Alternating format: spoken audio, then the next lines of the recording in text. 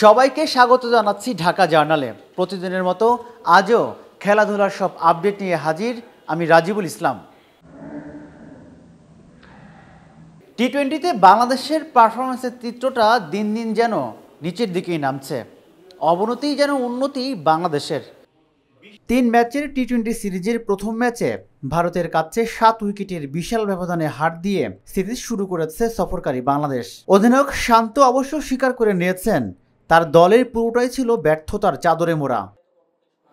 না, অবশ্যই ঘুরে তো দাঁড়াতেই হবে, আমাদেরই করতে হবে, বাট অবশ্যই চ্যালেঞ্জিং হবে। আমাদের কিভাবে আমরা নেক্সট ম্যাচটা কামব্যাক করতে পারি এটা খুবই ইম্পর্ট্যান্ট, বাট আমার মনে হয় যে রেসপন্সিবিলিটিসটা প্রত্যেকটা প্লেয়ারকে নিতে হবে। আমাদের টিমেও বেশ জোরে বোলার আছে, এখন আমরা নেটে কিন্তু ফেস করি মোটামুটি কাছাকাছি টাইপের পেস বোলার আছে। সো খুব বেশি একটা ওই বোলারকে নিয়ে চিন্তা কোনো ব্যাটসম্যান করেনি। বাংলাদেশ যেই ধরনের ক্রিকেট খেলছে সেটা মোটেও দলের সাথে যায় না।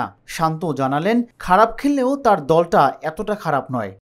খারাপ হয়ে যাচ্ছে সেটা বলবো না, বাট আমার মনে হয় যে এর থেকে আমরা আরও ভালো টিম। আমরা লাস্ট অনেক দিন ধরেই এই ফরম্যাটটাতে ভালো করছি না, বাট আমি বিশ্বাস করি না আমরা এত খারাপ দল। একটু স্লো ছিল আমরা যখন ব্যাটিং করেছি, বাট উইকেট আমার মনে হয় খুব ভালো উইকেটই ছিল, খুব বেশি যে অনেক স্লো ছিল তা না। টস হেরে প্রথমে ব্যাট করতে নেমে মাত্র 127 রানেই গুটিয়ে গেছে শান্তর দল, তাও আবার এক বল বাকি থাকতেই। 2 ওপেনার সহ টপ অর্ডারে সবাই ছিল ব্যর্থ।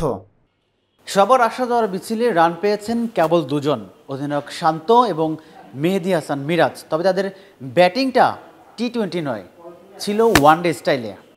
25 বলে 27 রান করেছেন শান্ত এবং 32 বলে 35 রান আসে মেহেদী হাসান মিরাজের ব্যাট থেকে। তরুণ 2 ক্রিকেটার জাকের আলী অনিক এবং রিশাদ হোসেন নামের প্রতি সুবিচার করতে পারেননি। সেই সাথে বাংলাদেশ গুটিয়ে যায় 127 রানে। জবাবে ব্যাট করতে নেমে 12 ওভারের আগেই জয় তুলে নিয়েছে ভারত। বল হাতে একটি করে উইকেট নিয়েছেন মুস্তাফিজ এবং মেহেদী হাসান মিরাজ।